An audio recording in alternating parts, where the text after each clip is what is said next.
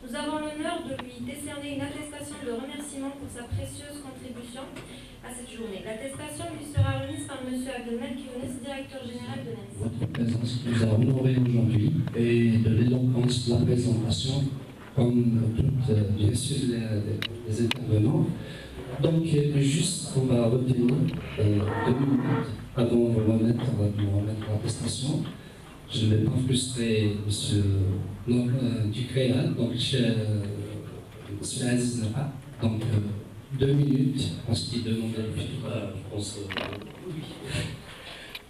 Donc, je vous remercie, je remercie l'ensemble des intervenants. Dommage, j'ai raté la première intervention.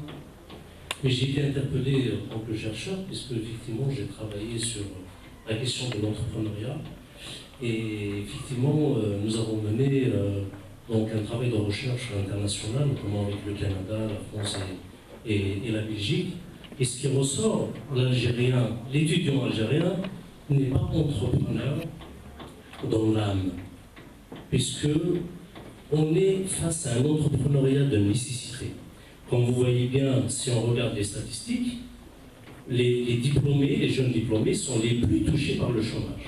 Donc l'Algérien diplômé a tendance à aller plus vers le salariat, et le salariat étant donc limite en termes de débouchés, forcément, il va vers l'entrepreneuriat.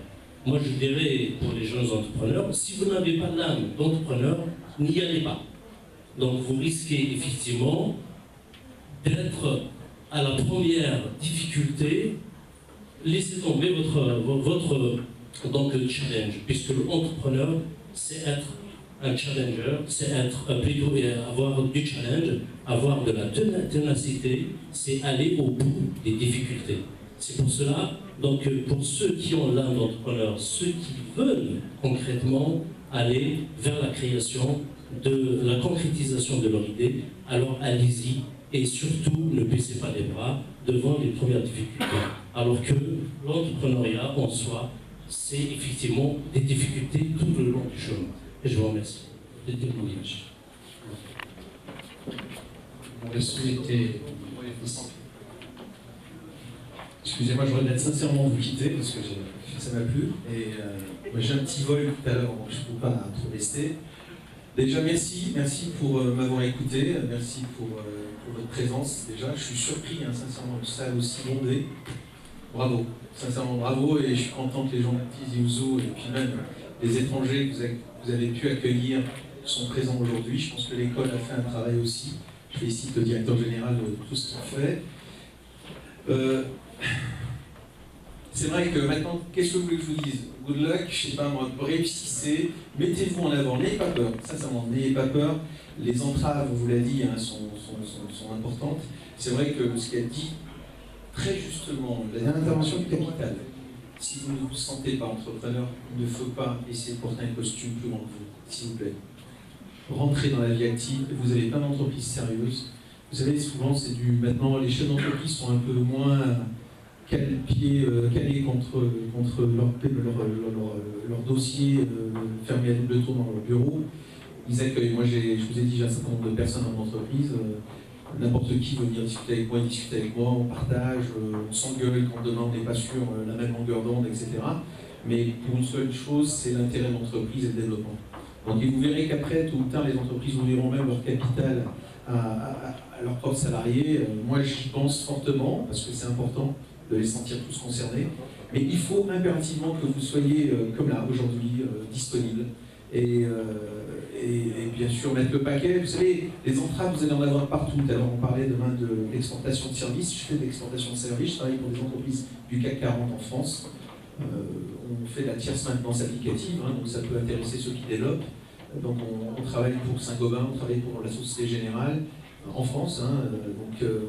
Mais je vais vous dire une chose, qu'est-ce qui pose problème? Pourquoi on a un nombre très limité de gens qui peuvent produire ou vendre? C'est parce que nous avons aussi une grosse problématique, c'est nos gouvernants. Je le dis, je le redis. Vous avez des cellules aujourd'hui économiques qui sont mises en place au niveau de nos chancelleries qui ne font pas le travail.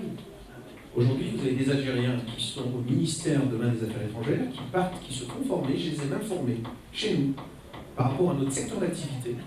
ils partent à l'étranger, ils vont dans les chancelleries pour aller défendre l'intérêt algérien, vendre nos entreprises, ils ne font pas de travail. Donc aujourd'hui, c'est pour ça que quand je vous dis, moi je me focus sur l'État, parce que c'est le danger, c'est l'État. Soit il se met au diapason demain de ce développement économique, soit on va souffrir. Mais bon, vous souffrirez et tout ce que vous allez faire, tout ce que vous allez gagner sur votre front, eh bien, vous permettra d'être ce que vous êtes, c'est-à-dire algérien, motivé et et Jazair, on se bat pour elle.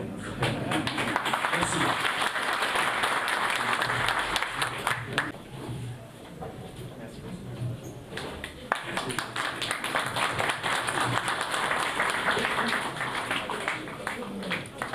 C'est beaucoup trop. Sens.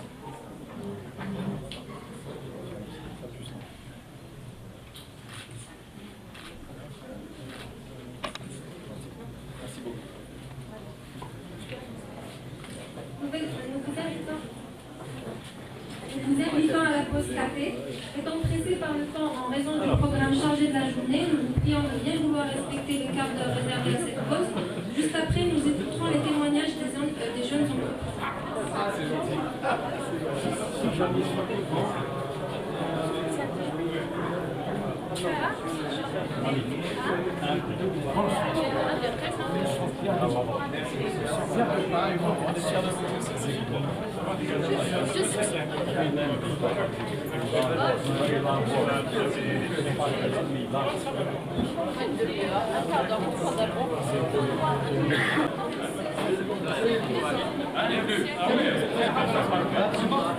Je sais pas si je vais en avoir assez.